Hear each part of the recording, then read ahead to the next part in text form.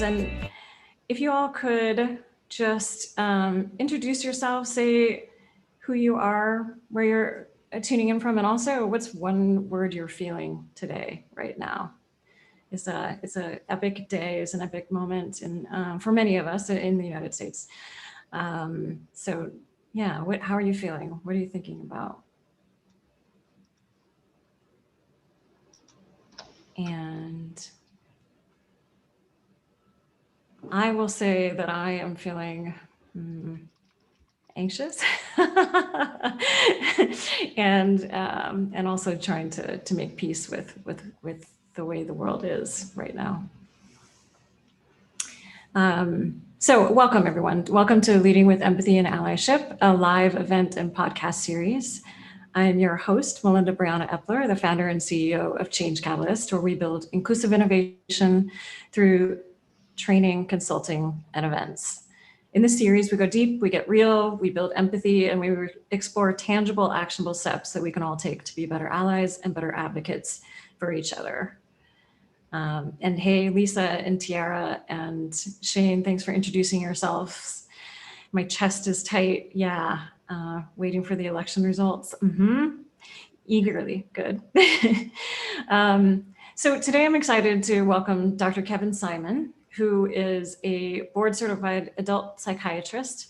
He's addiction medicine fellow at Boston Children's Hospital and child and adolescent psychiatry fellow at Harvard Medical School. He's joining us today to talk specifically about the effects of racism on Black boys and men and how we can show up to be better allies. So welcome, Kevin. Yeah, pleasure to be here. Interesting to see folks describing what they're feeling with regards to today. So yeah, undoubtedly there's probably a lot of anxiety.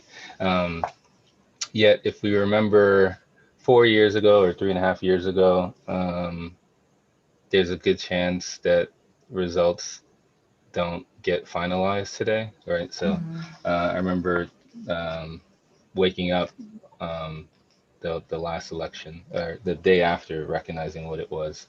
But yeah, so I'm glad to be here. Thank you for inviting me and sharing this space. Yeah. What is one word to describe how you're feeling today?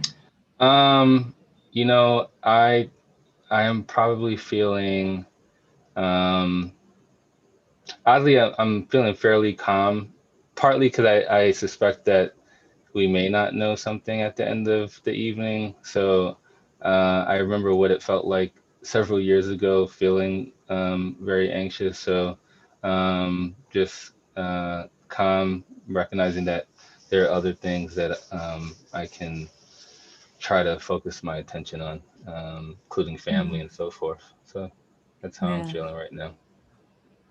Awesome. And thanks, Shane. Lore, I may have pronounced your name wrong, but so I apologize. And Victoria, anxious, calm, unplugged. Yeah, that's not a bad idea. Yeah. So it's just a few logistics. So Kalina is on screen. She's our ASL interpreter today. Our interpreters are sponsored by Interpreter Now, which is a deaf-owned company we're proud to partner with. This is also being live captioned by Maggie at White Coat Captioning. So you can turn on closed captions down at the bottom of your screen. Just click on the closed caption. They're actually being typed live by cart captioning. Thanks to our team, Renzo, Sally, Antonia, and Juliet, who among other things are monitoring the chat and the Q&A throughout our time. And yeah, just be inclusive in your chats. And we do have a code of conduct at tcin.co/COC. And then we'll definitely have time for discussion and questions. So put your Q&A in the Q&A function down at the bottom of your screen so we can find them easily. We'll definitely make time for that. So, and also please share in the chat the entire time. It's very helpful to hear what you're thinking and continue to introduce yourself and talk about what's going on with you.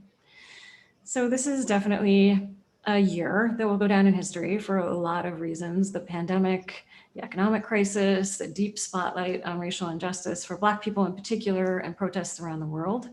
And also in the United States, a divisive election like we've really never seen. It's impacting us all, and it's also impacting Black, Indigenous, and Latinx people disproportionately. It's not easy stuff, but it's really important that we understand this so that we can really be there for our friends and our colleagues and our neighbors, both to be kind and supportive, but also to take explicit action as an ally and an advocate to really change our collective future, which affects us all. So that's what we're going to be talking about today, is how to be an ally for Black people in this moment, and the effects of racism on Black boys and men as well. So, Dr. Simon, could you tell us a little bit about what you do and also why you do it and how your journey began? How did you get here? Yeah. Big first question, but yeah. So I am, as you noted, I'm a board certified psychiatrist, living in Boston, working for Boston Children's Hospital, and did my adult training in Atlanta, and currently I'm doing child and adolescent psychiatry fellowship and addiction medicine fellowship at Boston Children's Hospital, and then I'm a clinical fellow at the Harvard Medical School. I'm originally from Brooklyn, New York, East Flatbush. Parents are Haitian. And, in reference to like my transition to the Boston area, I did undergrad in Baltimore, Maryland. Then I transitioned to the Midwest for Illinois, and then some clinical training in Atlanta, Georgia, and have research in Pittsburgh, research in Madison, Wisconsin. So I've been in a number of different states, cities, and yeah, currently in Boston. So why do I do what I do? I think for a long time I've thought about just generally trying to figure out how to help people. My dad, I guess, my dad is a deacon. So having seen him since, I probably could crawl, talk to people, shepherd, pastor people, whether that's on the Sunday or every other day of the week. You kind of like don't turn off when you're part of the clergy. I think that's kind of where my just vision of what it meant to really be helping people at all times came from. And then healthcare is just something that really, I guess, young adulthood, I figured out I wanted to be a physician. And then in terms of the type of physician, mental health was the area and specialty that most people actually don't necessarily talk about. And then when we're talking about, African American, Black, Latinx, any of the diaspora, earlier you talked about, if persons are visually impaired, sign language. So mental health actually encompasses all parts of our life, and it really was working with pretty disadvantaged persons that I recognize that there's really a need, because it generally can get really bad care, actually. So that's what funnels me to mental health.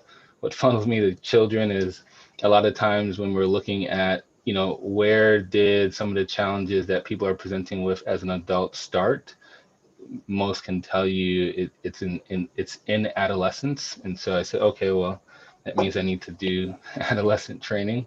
And so, being at this particular children's hospital, I see a wide spectrum, at least in my outpatient setting, from 4 years old all the way to young adulthood, and then particular niche of substance use. Again, when you look at adults, like over 90% that have a substance use disorder, when you start asking them, when did that substance use begin? Undoubtedly, it's before 18. So again, that's where my, I guess, desire to kind of understand more. So that's why I work with kids. That's why I work in mental health field, substance health field. is trying to help change trajectory, or at least make the trajectory not so challenging. Because, when we look at different demographics, whatever the condition, if you happen to be Black or brown in America, you get care that may not necessarily be the best. And then when we're talking about substances and adolescents, I can say this in my clinical expertise, but then also within the literature, if you're Black or brown, you get funneled towards like the justice system. Some would just call it the injustice system. So yeah, so that's why I do what I do, or what I'm trying to make a change in. So yeah, I guess I could stop there. Awesome. Yeah. Yeah. So what are you seeing? What are you seeing this year that's different? Are you seeing different things come up? Are you seeing, Yeah. how's your work different? Yeah. So we adapted pretty quickly with regards to transitioning to virtual care. So before the pandemic, which was, full throttle February, March, before the pandemic, I probably had 25% or maybe less patients that I would see virtually. And then that, by April, February, March, April, it was 100% seen virtually. And we're only now beginning to think about having in person or in office, um, as long as social distance can occur. So what has changed is obviously the concerns that I hear from my patients, as well as from the parents of my patients. So in the beginning, it was a matter of like, how can I get my kids, or what are strategies that you have for my kids to, to remain calm, not as anxious, because classically when change that's very abrupt is thrust upon kids, they can like regress, like emotionally regress. So you probably had a number of, if you have friends that have kids, your 10-year-olds kind of acting like they used to be acting when they were 8, and then subsequently the 6-year-olds acting a little bit younger. So recognize that was occurring for a number of my patients. When we're talking about those that have developmental disabilities, so you got to think about their whole, for a number of them, their whole kind of like protective mechanisms were all shifted. So for instance, if you had someone that had a neurodevelopmental disorder, so let's say like a severe form of autism, that person was maybe getting 40 hours, let's say if they were in a specialized schooling, that school's closed. So now that person is now home with parents that they love them, but they're not, specially trained in applied behavioral analysis. They're not specially trained as the school would be, right? So we had a number of uptick in terms of admissions for our neurodevelopmental patients. There's an increase in suicidality or suicidal ideation, meaning the thoughts related to suicide in patients that we were seeing. So really, the stress of the pandemic and the stress of kind of like social distancing and isolation was something that was very strong in the, I would say first half of the summer. As that has shifted, there have been shifts in the country and society, right? So, we went from COVID to racial tensions because of, George Floyd, Ahmaud Arbery, Breonna Taylor, Jacob Blake. I can continue saying names. There was just a gentleman shot in Philadelphia. And so what was stress related to the pandemic became stress related to how do I be a part of change, right? So I had a number of kids who were, young teenagers, sophomore, juniors, wanting to be a part of rallies, wanting to be a part in the community. And on one end, they have this like fire to be engaged. And then on the other end, their parents are like, you're not leaving the house because COVID still exists. And so there are a lot of conversations that I had with regards to, okay, how can both things be met appropriately So how can you as a parent vet the organization that your child wants to, be a part of? Like how can they actually attend a rally safely? Having conversations with patients or the kids about, what does it look like to, be out, wear a mask, communicate regularly with your parents. If something seems to be going astray, coming home, right, having an actual like structured plan to actually civically engage. So there are a lot of conversations about that during, yeah, I'd say July and August, June, July, August, and then now we're in school, and so there's conversations about the fluctuating changes of what school systems are having to do to adapt to whether cases are rising or not rising, if there's someone who's suspected to have COVID, quarantining. So, I've had a number of patients who they're attending schools all in a virtual form. I have a subset that are attending in a hybrid format. The hybrid format is varied. So some people are going in for a week on, a week off, or just maybe Monday, Tuesday. And then I have a subset that have said, you know what, I'm not even going to enroll my kids in school. We're going to just do homeschooling now. And so with each set of those like school characteristics, challenges are going to come up about, is the school doing enough to provide the educational platform? Suppose your child had a 504 plan, which generally provides accommodations, or an IEP, which is an individual education plan. So there's a lot of stress that parents and kids are under during during this summer and now fall into winter. So those are some of the things that I'm seeing, that there's no shortage of stress on the household of a lot of people. Yeah, yeah, and I'm also seeing some articles about how the election on top of that is also adding to stress for kids too, and I mean in lots of different ways, from teenagers that understand what's going on but still can't vote and feel kind of a lack of power to do anything, to Right, just right. also being around parents that are very anxious in this moment too. Are are there do you have any recommendations for, we last in our last episode we talked about parenthood in the pandemic. Are there any, Hmm. do you have any recommendations for parents in this moment, what they can do to kind of help their kids right now? Yeah, so for today specifically, as much as we would probably want to, um, turn the news on and kind of watch on the various news networks, like state by state. This might be actually a very good day to, as one of the participants, audience members mentioned, unplug, and really just key in on, how are we doing as a household.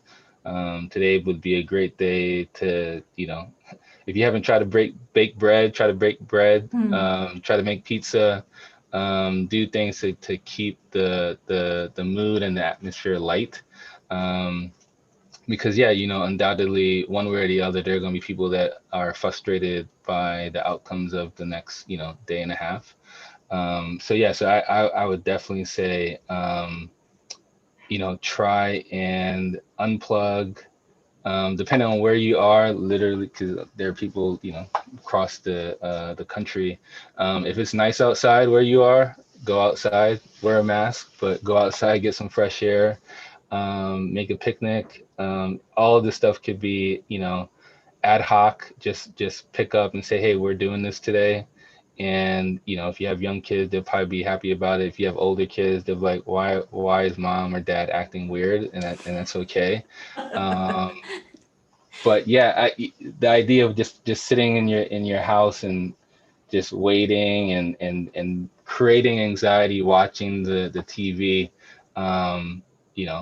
maybe not today. The news will let you know who won one way or the other, right? So, Mhm. um, you don't have to be the first person to know, because there really is no first person to know. We all kind of learn at the same time. So why not just take an opportunity to really focus on yourself? There are folks who don't have kids. Focus on yourself, read a book. Um, yeah, just disconnect, go outside. Someone said they haven't ridden a bike in a while. Good day to try and get back on, work out. So that's what I would say. I would say honestly, for a day like today, yeah, just try to engage in things that really bring your mindfulness, to the forefront. Yeah. I went on a motorcycle ride yesterday. I haven't done that in a while. It was definitely Oh, helpful. I didn't realize that I needed it, but I did when I got back. It was like, oh, my anxiety is just so much lower. So right. yeah. So there's a poll that was by the American Psychological Association that was released just a few days ago that said that, or in October, that said that 68% of adults find the election to be a significant source of stress, and that doesn't go away, the day after the election, right? So how can we how how can we heal from this? How can we show up for each other to get through the next couple of weeks, the next couple Right, of months, right. No, it's regardless a, of the outcome? yeah, no. So it's a good question, right? Because again, undoubtedly, whoever's elected, there's going to be a subset that are happy about it. There's going to be a subset that are not happy about it. And the reality is, whoever is elected, there are going to be pieces to them, their administration, to the laws that they propose that some people will like, even if you did vote for them, right? And some people won't like, even if you voted for them. I think the way that I would kind of frame how to look at the response post-election is just like athletics. So folks here, some people probably, like certain teams, right? And your team may get very close to the World Series or to the Yeah. NBA Finals or to the NHL Finals, right? And then they don't win. You probably will be upset the day after. It might even linger on past through the weekend.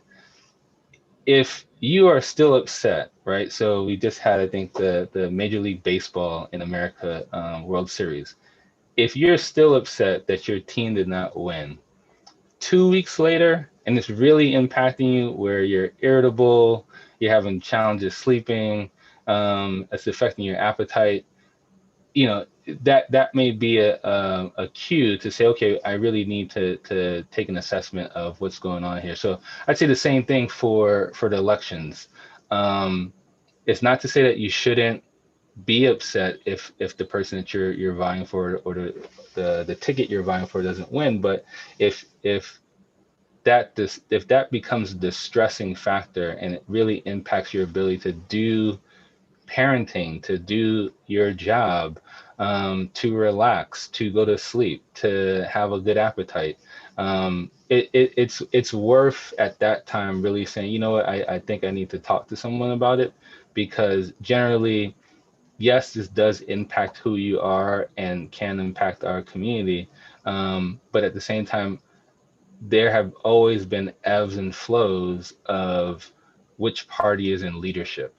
And some would argue, it's worse now. Some would say, oh, well, it's worse in the 80s, it's worse in the 70s. The fact of the matter is that the pendulum always shifts. And so even amongst chaos, we have to find balance. And so that's why I would say, if the feelings of distress seem to linger on multiple weeks, it'd be worth considering, let me talk to someone, or let me see if other people are still feeling as I'm feeling. So that's what I would say with regards to what to do, the day or days after. And then again, disconnecting is particularly if the ticket that you want to win doesn't win. Yeah, just disconnect for a few days. Check in with folks who care about you, but the news, you don't necessarily need to watch the news 24/7. Yeah. Yeah. And I think the other piece of it is that, there's kind of a lack of, part of it is a lack of feeling like you have the power to create change after the election. And the reality is that we do have the power to create change, regardless of the outcome of the election, that each of us has a role to play in healing and changing the way the world works right now. Yeah, no, it's true. I think it can feel like we are just one person, and so how much can I do? But the reality is, right, like you always have a sphere of influence, and so whether that's your local community, well, your house, your local community, your network of friends, your school district.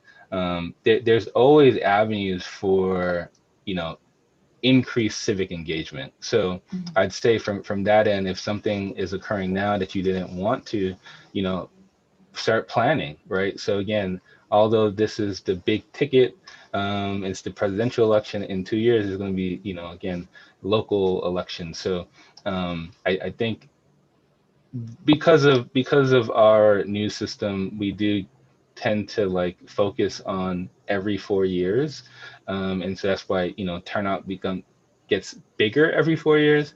However, the midterm elections are actually just as important because those are the people who are in Congress that then can again put in legislation for things that you may want passed. So yeah, today is not going to be the end all be all. It is just a continuation in the journey that is American history. Mm-hmm. Well said. Yeah. So I'm going to kind of jump from the election into some other things going on. So you mentioned that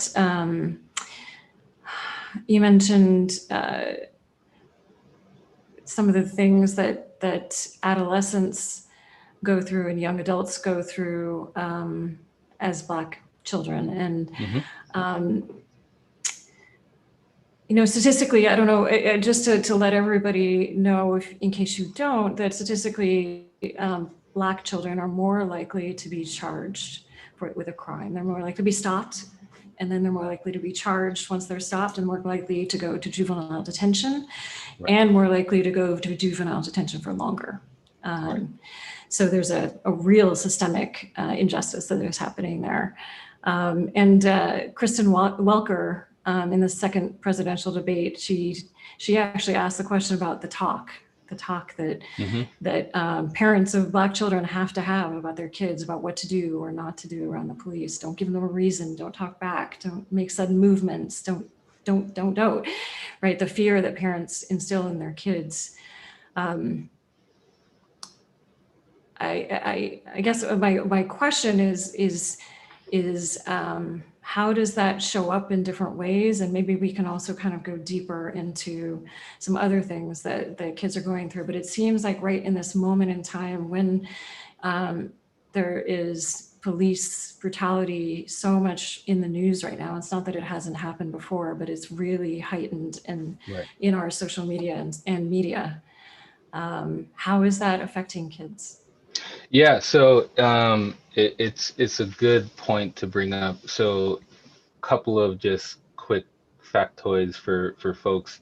Not only do Black and brown children end up having more contact with police force, being engaged with juvenile detention services, but when there's evidence when law enforcement persons actually, and this is specific to African American men or Black boys, with regards to age perception, there tends to be at around 10 years old for Black boys, this perception from police officers that they are much older than 10 years old.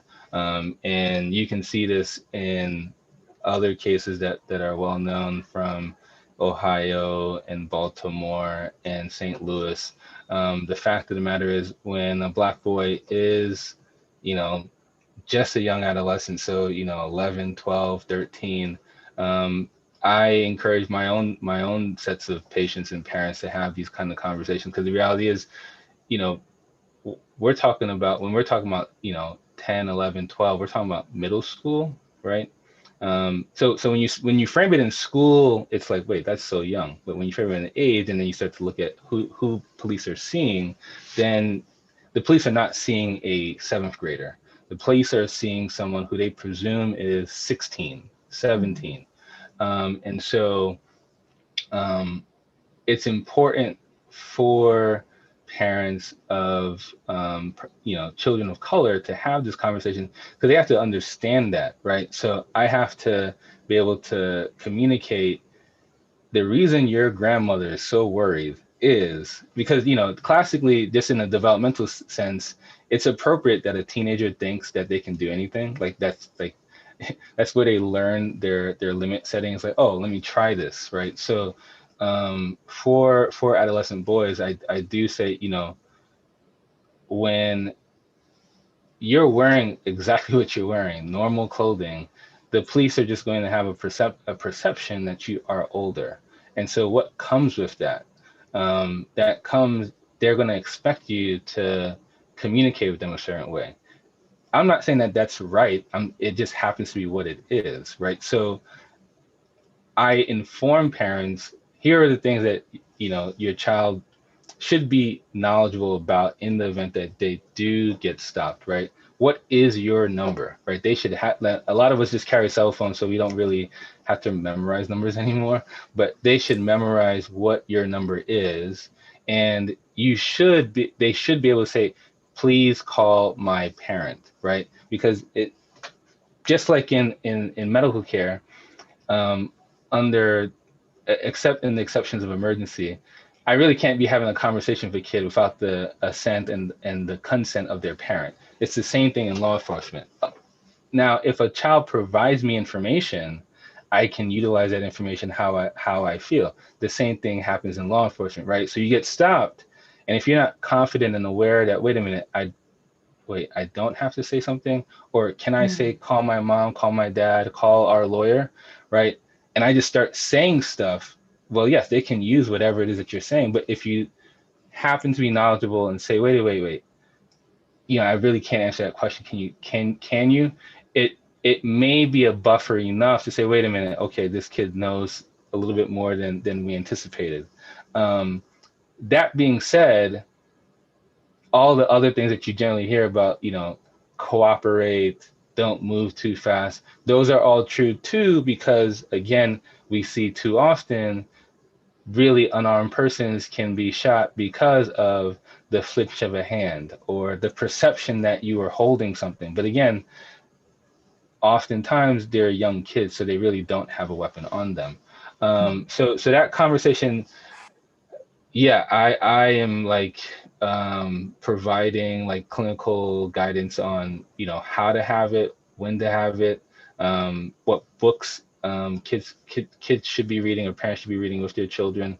And I definitely am having that like clinical interaction much earlier than I am for my non-Black patients. And to this point, in the summertime, yeah, I had a couple of parents who, have like 8-year-old Black boys, and were really like, is it too early? And I was like, really, it's not too early, because once you can recognize like your color, which is really very, very young, you can be having engaged conversations that plant the seed and the idea of, wait a minute, there are some subtle differences in how I get treated or someone else gets treated. And what I tell a lot of parents is that they have to, what I would call, fortify the resilience and fortify the belief in their kids that their kid is smart, their kid is beautiful, because society will do enough for Black and brown kids to try to counteract that. So before you send your kid truly into the world, you have to do all that you can to just nourishing them unconditionally, which a lot of parents do. But there is a fear of, and there is a moniker that, I'm going to be the person that sets the line, so that way the police don't. I completely understand why parents have that view and that frame.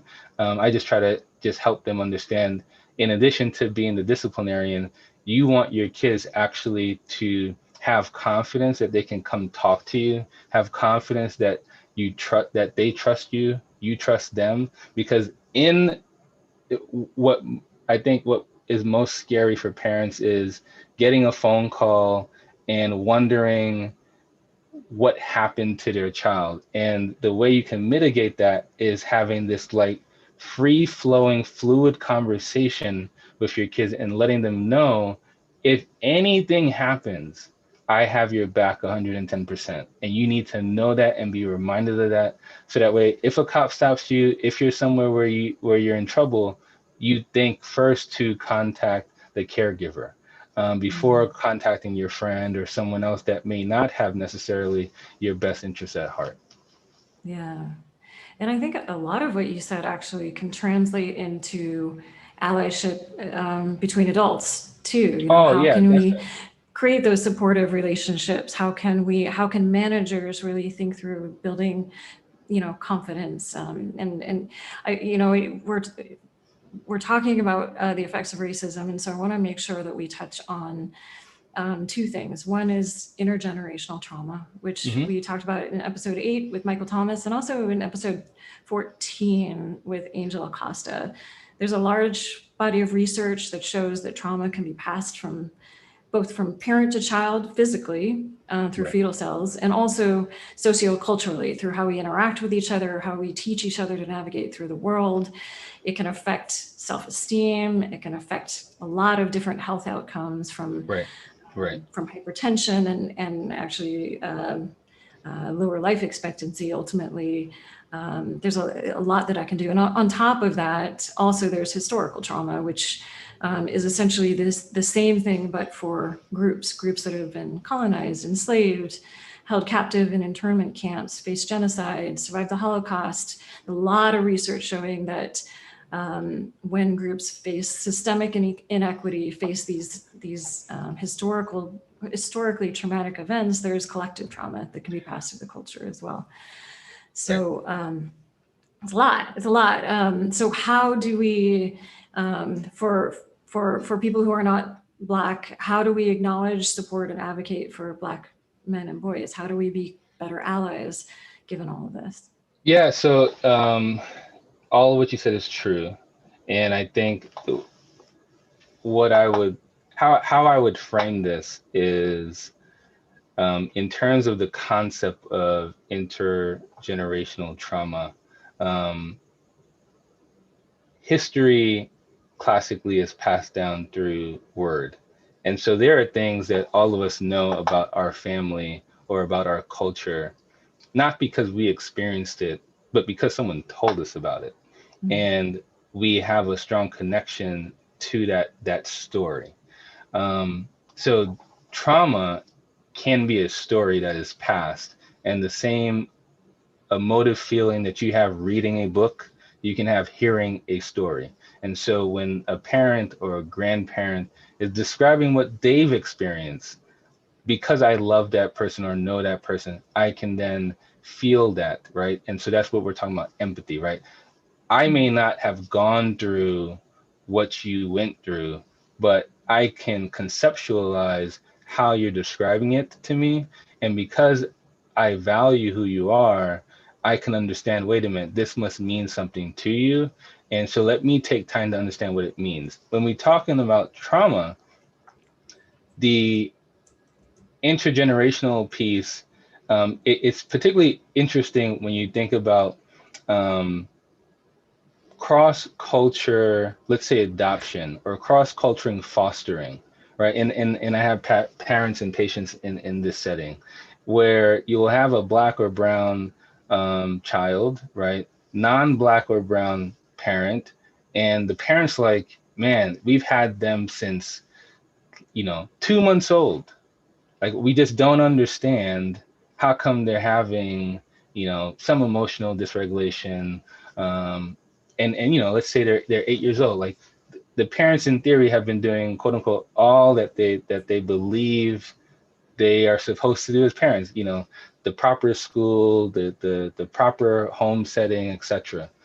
Yet when I start to inquire about, well, what do you know about the family that the person came from? If they know something, generally the reason that there's some fostering involved is somehow someplace there was some disconnection of safety potentially, right?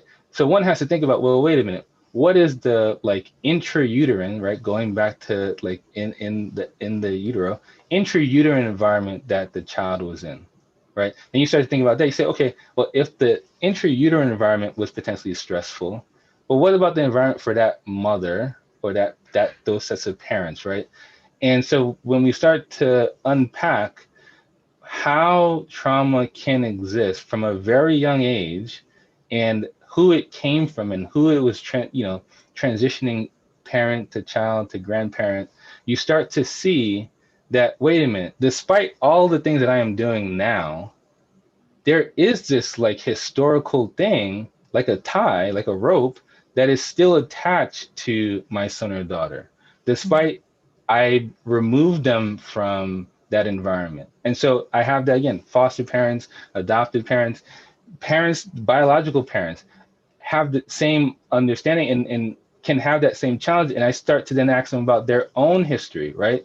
So we all are an amalgamation of all the historical pieces of our families, and we're all actively at the same time trying to understand, how do we fit in this particular environment, how do we navigate this particular environment. And so you really can't, it's interesting when people say, oh, well, that was just civil rights, well, that was the 60s. It's like, well, yeah, but my grandmother is 96, so I know someone who was in the 60s, right? It's not as though this is some period of time where I don't know people. It's like, well, wait, my mother was there.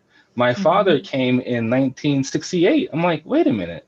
So you came to America, a year when assassination of MLK, like, wait, how did that impact who you were and how you became to be my father, right? Now, these are generally things that people are not necessarily thinking about. So it helps to talk to a psychiatrist or talk to a psychologist.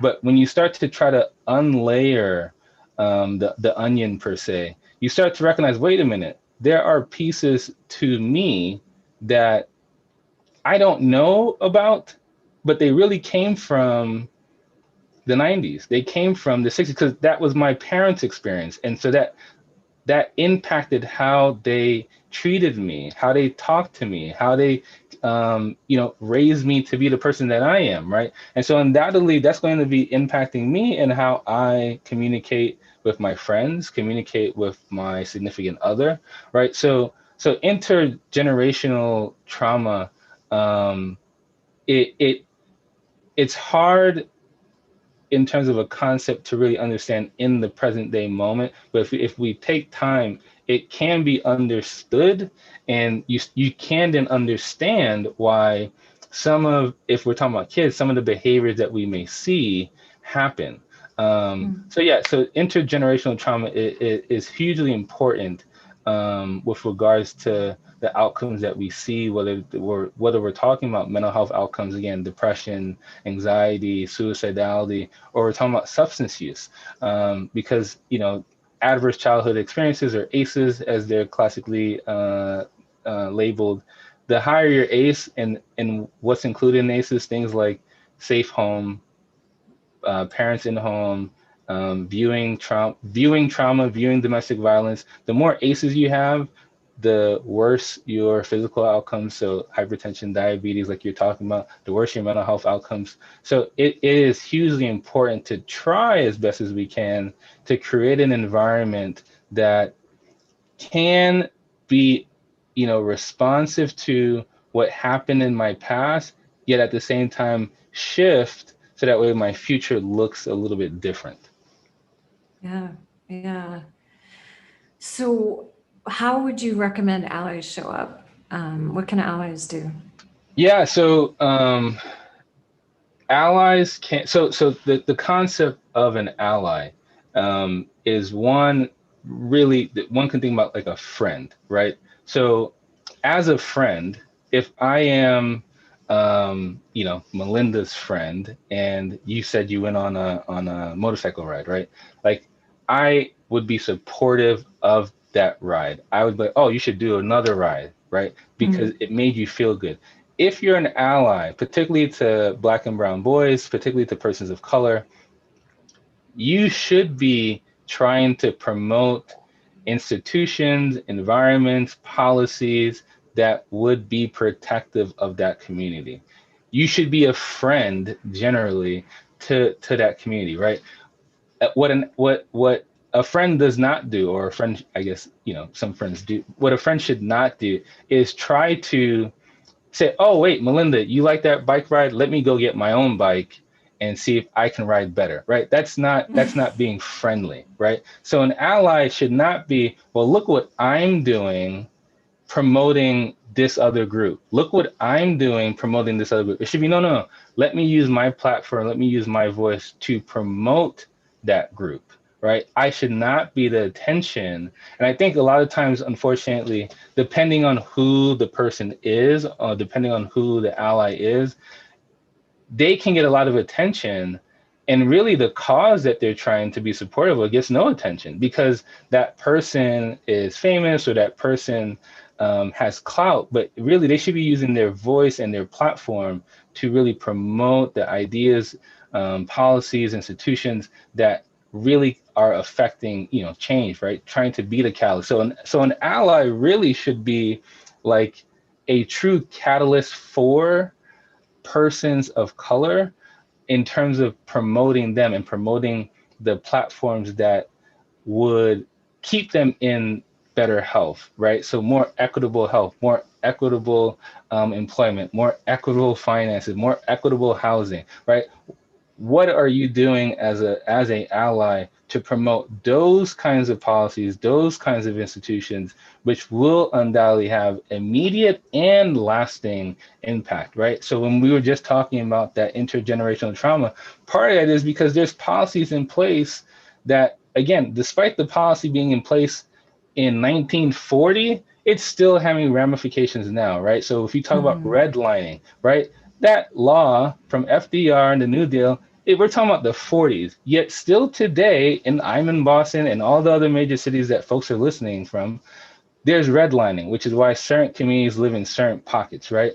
That's a policy that needs to change, right? As an ally, what are you doing to say, wait a minute, let's change this policy that might change a historical timeline, so that way, not just 2020, but like 2050, we're seeing continued change because of the relationship that you had to promoting things that would be beneficial for communities of color with regards to equitability.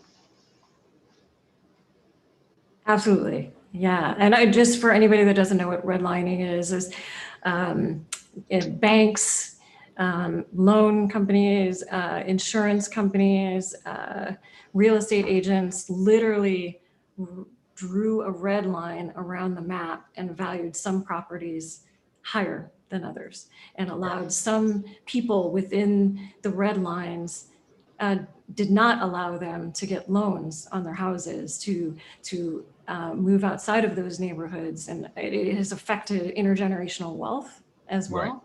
Right. And it is continued to affect, because with wealth comes education, and it comes so many other opportunities, and that were not available. So I want to jump to, there's some good questions from the audience. Laura asks, any suggestions for helping white kids better support and ally with Black and brown fellow students and friends? Yeah, so it's a good question. So I would say the way that we help non-kids of color support their friends and classmates is really creating environments where they actually like communicate, our friends. And so classically, when we're talking about like babies, right, or toddlers, maybe we're talking about play dates, right?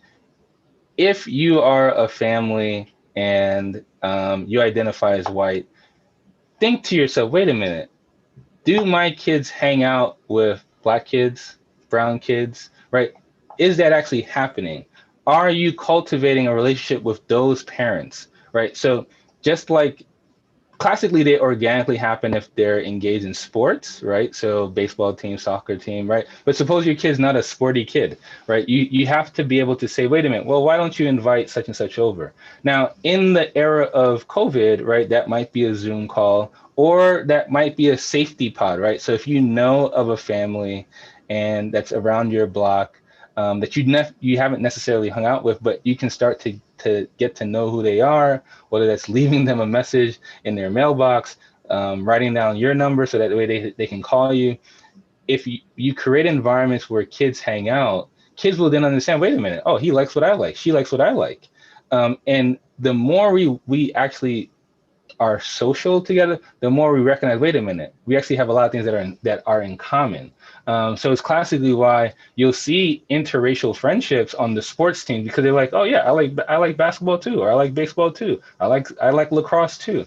But if your kid's not, sporty, then board game, video games, just create environments where they actually can hang out, and it's not stressful, because obviously if you just pop the idea, hey, we're going to invite such and such over, like, well, why are they coming over, right? You have to create an environment where it's engaging, and so that's what I would recommend for parents.